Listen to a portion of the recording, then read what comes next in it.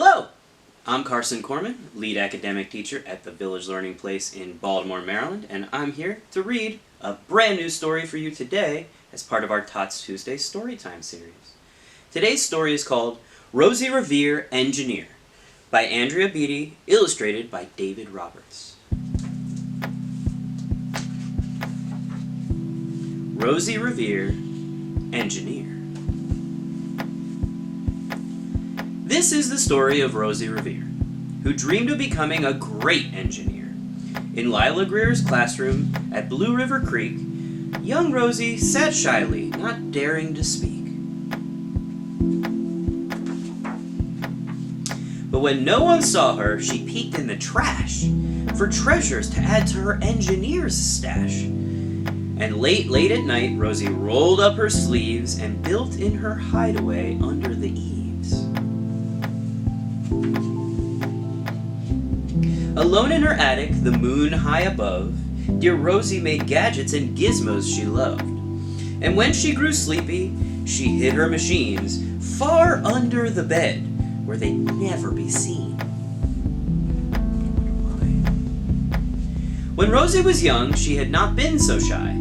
She worked with her hair swooping over one eye, and made fine inventions for uncles and aunts, a hot dog dispenser, and helium pants.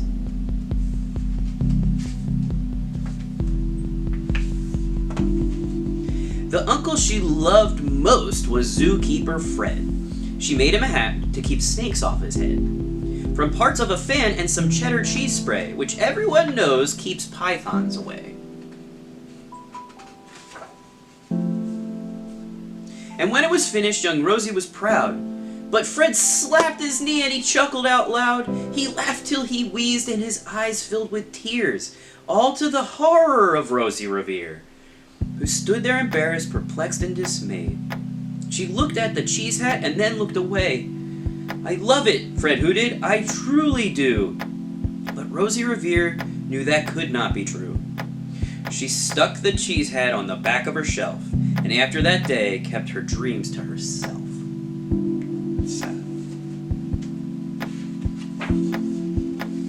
And that's how it went, until one autumn day, her oldest relation showed up for a stay. Her great-great-aunt Rose was a true dynamo, who worked building airplanes a long time ago. She told Rosie tales of the things she had done and goals she had checked off her list one by one. She gave a sad smile as she looked to the sky. "The only thrill left is my list is to fly. But time never lingers as long as it seems. I'll chalk that one up to an old lady's dreams. She wants to fly." That night, as Rosie laid wide-eyed in bed, a daring idea crept into her head. Could she build a gizmo to help her aunt fly? She looked at the cheese hat and said, "No, not I." But questions are tricky, and some hold on tight, and this one kept Rosie awake through the night. So when dawn approached and the red streaks hit the sky, young Rosie knew just how to make her aunt fly. She worked and she worked till the day was half gone, then hauled her cheese copter out onto the lawn to give her invention a test just to see the ridiculous flop it might turn out to be.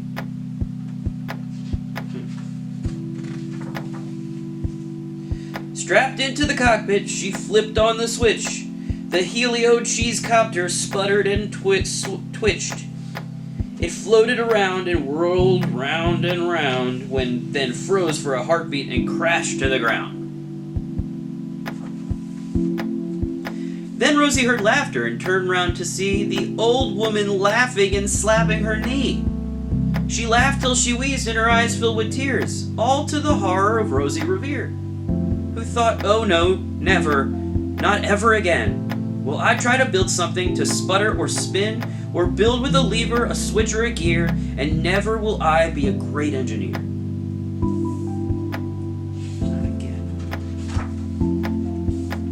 She turned round to leave, but then Great Aunt Rose grabbed hold of young Rosie and pulled her in close, and hugged her and kissed her and started to cry. "You did it! Hooray! It's the perfect first try!"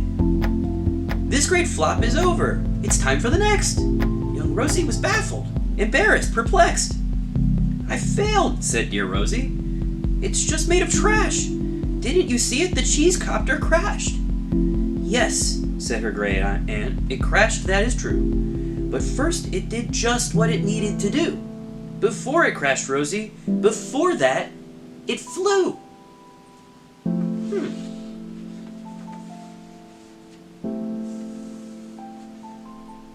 Your brilliant first flop was a raging success. Come on, let's get busy and on to the next. She handed a notebook to Rosie Revere, who smiled at her aunt as it all became clear. Life must have its failures, but this was not it. The only true failure can come if you quit.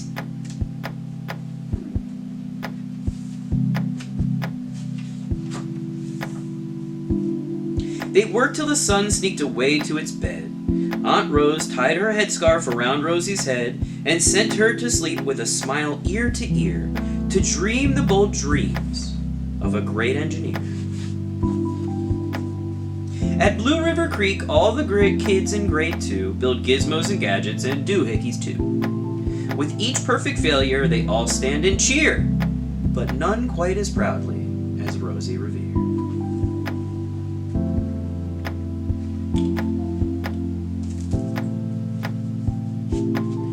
This is a fun story with an interesting message about not giving up when you fail, especially if it's only the first time you've tried. I know this story relates to someone who was very famous, a character named Rosie the Riveter, who empowered women to work during World War II when a lot of the men were drafted and sent to war. So this character, Rosie Revere, may have some similarities to that person, and so might her great aunt. I think it's a wonderful story about the word resilience, meaning keeping going, even if you meet some type of failure. I really hope you enjoyed our story today, and I hope to see you again.